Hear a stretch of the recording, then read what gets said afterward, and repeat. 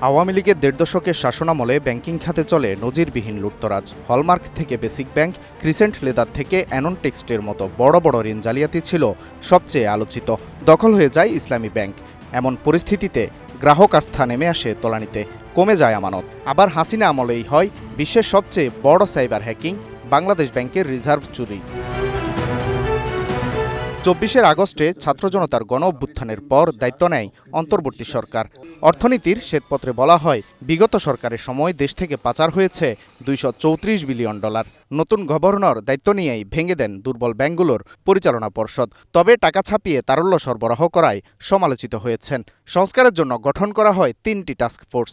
পরিবর্তন আসে খেলাপি ঋণের সংজ্ঞায়। এতে হাসিনা সরকারের সময় কার্পেটের নিচে লুকিয়ে রাখা খেলাপি ঋণ বেরিয়ে আসতে শুরু করে। চলছে দুর্বল ব্যাংকগুলোকে একীভূত করার কাজ। সম্পদমান পর্যালোচনার পাশাপাশি কাজ চলছে কর্পোরেট সুশাসন ফেরাতে। প্রভিশনিং এর ক্ষেত্রে যে নিয়মকানুনগুলো এগুলোকে সরল করা হয়েছে যাতে কমপ্লায়েন্সটা ইজি হয় এবং যথেষ্ট প্রভিশনিং খেলাপি ঋণের এগেনস্টে করা হয়, তাহলে ডিপোজিটাররা প্রোটেক্টেড থাকে। তারপরে কর্পোরেট গভর্নেন্সের ক্ষেত্রে দুটো বড় সংস্কার হয়েছে, যেটা বাস্তবায়ন এখন শুরু হয়েছে। কেন্দ্রীয় ব্যাংক বলছে, ব্যাংক খাতের প্রকৃত চিত্র বের করে আনতে পারাই সবচেয়ে বড় সংস্কার। এর ফলে চিহ্নিত সমস্যাগুলোর সমাধান করা সম্ভব হবে। এই 1 বছরে ব্যাংকিং সেক্টরের প্রকৃত চিত্র, সেটা হাল বলি বা বেহাল বলি, সে অবস্থা জাতির কাছে তুলে ধরতে সক্ষম হয়েছে। কোনো প্রকার ক্যামোফ্লেজ আর কেন্দ্রীয় ব্যাংক করেনি।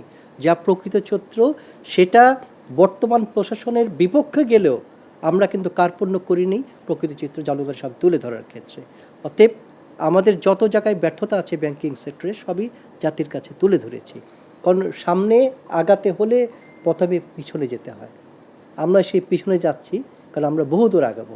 অর্থনীতিবিদরা বলছেন, ব্যাংক খাতের সংস্কারে নেয়া কেন্দ্রীয় ব্যাংকের সব উদ্যোগই ইতিবাচক। তবে সংস্কারের গতি আরও বাড়ানোর তাগিদ তাদের। দেশের থেকে টাকা যেটা বাইরে চলে গেছে সেটা আনার জন্য বেশ কিছু উদ্যোগ নেওয়া হচ্ছে। এখানে অ্যান্টি কারাপশন কমিশনের সাথে বাংলাদেশ ব্যাংক সব যৌথভাবে মিলে কোর্টে এগুলোকে প্রমাণ করে ওই দেশে ওইটাকে সিজ করা, তারপর কোর্টে প্রমাণ করে সেটাকে লিকুইডেট করে টাকাটা ফেরত আনা। এটা একটা দীর্ঘ প্রক্রিয়া, কিন্তু একটা প্রক্রিয়া শুরু হয়েছে। ব্যাংকিং খাতে খেলাপি কমাতে ঋণ প্রদানে স্বচ্ছতা ও জবাবদিহিতা নিশ্চিতের তাগিদ অর্থনীতিবিদদের। পাশাপাশি এ খাতের সংস্কার অব্যাহত রাখতে নির্বাচিত রাজনৈতিক সরকারের সদিচ্ছা প্রয়োজন বলেও মনে করছেন তারা। Walid Sakib, star news, Dhaka.